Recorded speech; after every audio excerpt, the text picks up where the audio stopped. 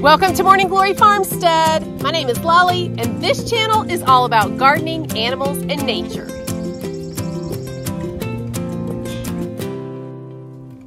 Y'all, I love having a backyard that is totally peaceful, quiet, private for the most part, and really all I ever hear are the birds.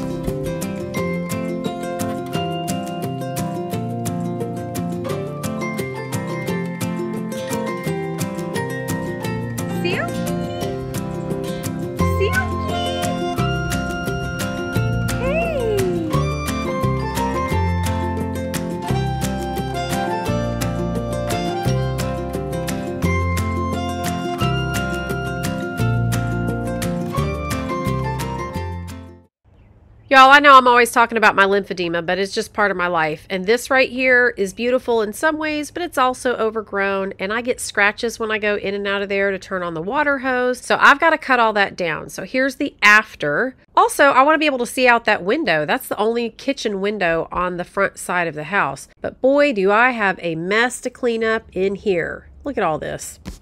I also tackled this huge bush. Now, it's a lot bigger than it looks probably on here, and it's really tall. So I tried to give it a haircut the best I could. That's the before. Here's the after. It doesn't look that great. And here's the mess I got to clean up with this too. Y'all, let me show you what I'm using. I'm actually using a pole saw that I just got a couple days ago that's really to cut limbs, but I figured I'd try to whack at these bushes, and literally that's what it was. I was whacking at them and chewing away. I took off a ton, but I don't think I can use this to carve shapes like a chicken into my bush. I think I'm gonna have to wait and get a smaller saw for that to really make it look good. But at least I'm off to a start. And y'all, I had to put it together, this chain link and all. I forgot to put the handle on in the middle, totally forgot to attach that. So I was straining more than I needed to. And this thing is heavy and it was chewing up all the leaves, and I had to keep taking everything apart to get all the leaves and stuff out of the blade. These bushes never stood a chance of actually looking good. Can y'all imagine me out there all deconditioned, holding this big old thing over my head up high? Oh my gosh. It is beautiful out here. The birds are chirping. I don't know if you can hear them in the background. You also may hear Rubos, who never stops talking when I come out to record. But I'm out here just drinking my cup of coffee and thought I would take a second just to let you guys know what I'm going to do in this video before we get started. But check out this cup. Can y'all see that? My granddaughter loves this cup. She thought it was so funny and cute. She's 7 years old. So what I'm going to do today is kind of walk around, show you some of the things that are sprouting, and then I also want to show you how to use the automatic watering system that GreenStalk has come out with. So before I get started showing you all of the parts that have come with the GreenStalk watering system, I just want to explain that it's made for anywhere from a 3 to 7 tier GreenStalk. But if you use it for the 3 tier, you might have to cut a piece, and you may not need all of the parts depending on the size of your GreenStalks and how you want to use it. So just know that going into it. For those of you who've watched some of my videos from the beginning, you may remember that I have a heavy background in training. And I mean, that was for doctors and nurses, but the elements are still the same in that people have different learning styles, and sometimes having a video where you kind of demo things is super helpful to people rather than just opening the booklet or reading the directions. Granted, it is not difficult to put together, but even for me, you guys, when I did the video on the solar water fountain that I was gonna make, and I opened up the box and saw this baggie with all of these little tiny black parts, I was like, no, this general dread sets in of having to put something together. So I thought if I just laid it out, showed you guys the parts and talked about it, then it wouldn't be so difficult when you go to put it together yourself, and you can decide if this is for you or not. And don't forget, you guys, that I have the link in the description box with the code LOLLY10 to get 10 bucks off your order. Y'all, it is super bright out here when I'm recording, and so I wear these hats to protect myself from the sun, but I do realize you can't always see my eyes very well, and I apologize for that. But just know that I can see you. That's creepy. All right, so let me walk around and show you some of the things that are blooming. Honestly, Dad and I have had to move these tiers around so much to mow and different things. It's been like musical tiers.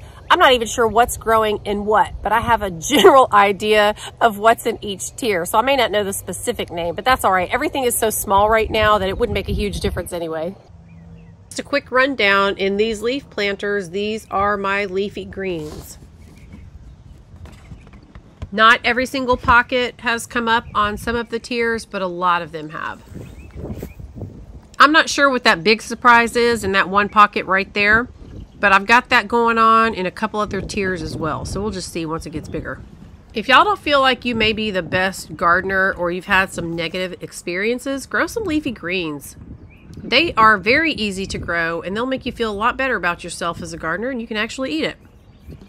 All right, these tiny little sprouts are my cherry tomatoes, just starting to come up. Now the bigger tomato varieties that I'm growing, nothing's popped up yet, but the cherry tomatoes, they're getting busy now. They're looking good. All right, I don't want to overdo it and get you guys too excited for too long with all these little tiny green leaves. Let's head over to the beans. Some of y'all will recall that the permanent marker came off my labels after one day of being out in the rain. And so I'm not really sure what all these are. I've got cowpeas, lima beans, butter beans, that kind of thing. So we'll see what they are once they get bigger.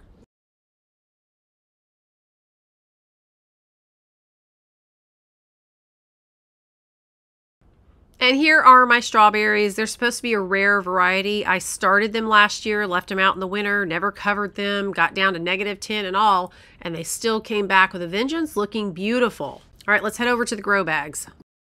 All right, so the majority of what's in these grow bags were the extra seeds that got left out in the rain. If y'all watched that video, I had to hurry up and plant them. So we've got an excess amount probably in these bags of bok choy, kale, chijimisai, and giant noble spinach. I may find myself eating a lot of microgreens this season. All right, let's head out to the flower garden out front really quick, because if y'all remember, I fought with that tiller that day just to dig up the clay a little bit, and then I dropped the seeds down in there and watered everything. I didn't even cover it up, no potting mix, no fertilizer, no nothing. And I literally just dropped them down on the dirt to see what would germinate, trying to make it as easy as possible. So it does look like I'm going to get some zinnias, dahlias, and sunflowers. All right, let's move on to the watering system by GreenStalk. All right, so I've pretty much just laid everything out here so you can see the different pieces that come with it. That package on the right is what all the pieces were in. Then on the left is the how-to booklet. And now we've got our different valves and different pieces that I'll talk about. All right, this is the valve that controls the water flow right next to where the water comes out. This is the tubing tee, which I did not use because I'm doing one GreenStalk, not multiples. Here on the right is the hose adapter that's actually going to connect to the hose. And on the left, we've got the tubing elbow, but I actually didn't need to use that today for my setup with the one GreenStalk. Now, this is a spout that connects to the hose and where the water will come out. And here we've got all the clips that are going to go on the tiers, and they give you 7, but if you've got a 5-tier or 3-tier or whatever, you're not going to need all of those. So again, you may have a couple left over unless you're doing it on a 7-tier GreenStalk. And this is the lid that's going to sit over the spout and over the water reservoir that holds all of the water.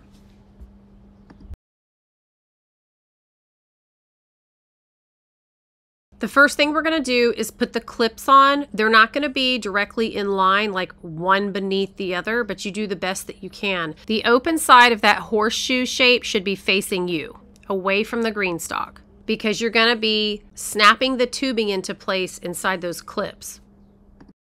You can see how I have it positioned here, and you're just going to snap it right over the edge. Fits like a glove.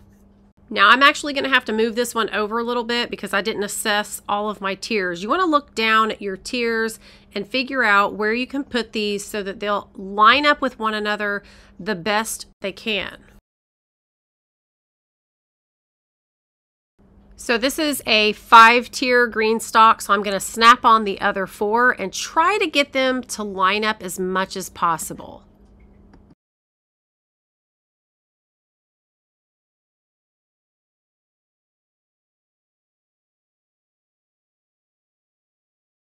So you can see they're not lined up perfectly, but it's still going to work because the plastic tubing is going to bend a little bit. All right, now it's time to connect this valve to one of the 2 pieces of tubing. See, the left side looks different from the right. That left side is where the tubing is going to go. Now, once you put the tubing on that left side, you're going to have to turn that collar above it clockwise until it tightens around the tubing so that the tubing doesn't fall off. Now here's the two pieces that go together, but then I'm going to have to come away from the camera for a second so I can actually push it hard enough to get it to stay, and then I'll show you what it looks like. Okay, so they're together. I've tightened that collar right there, and now we're ready to add the next piece. Okay, so now we're going to screw on the spout to the other end of the valve.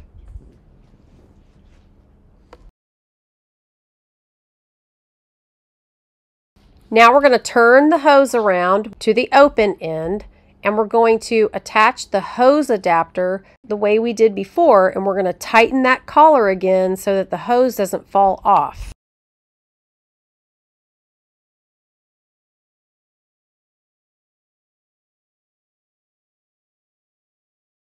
Now it's time to hook the tube into each of the clips, and then I'm going to rest the spout on top of the water reservoir.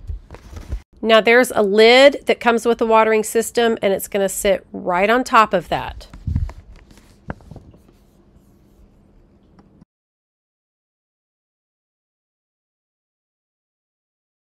Now once you've done that, you're going to go down to the bottom and connect your water hose to the hose adapter. So here I just made sure that the black hose was connected properly to the tubing, and then I turned it on. Now I took off the lid just so you guys could see what it looks like here, and you can control how fast it fills up and the flow by turning that valve. See, I turned it, it went all the way off, or you can open it full throttle.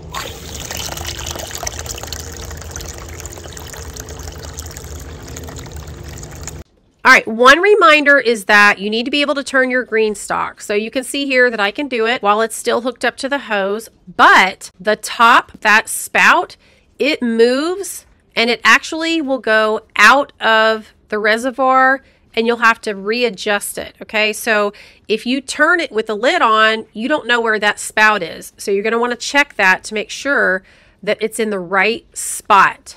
See, if I turn it far enough, it's no longer over the reservoir, okay? So just keep that in mind, and if you have multiples connected to this watering system, you still need to make sure that you're turning them all. And just a reminder, I didn't use the tubing T on the right or the tubing elbow on the left because I just didn't need one. Now, if you're gonna do multiple GreenStalks, those will probably come in handy. All right, guys, if you've got a GreenStalk and you don't want to stand around filling up the reservoir with water and you'd rather just turn the nozzle, then this is for you. Just remember to make sure that you're not just turning the nozzle, that you're also turning your GreenStalk so that all the sides get plenty of sun. All right, I'll see you real soon in the next video. Until then, y'all have a great couple of days. Bye-bye.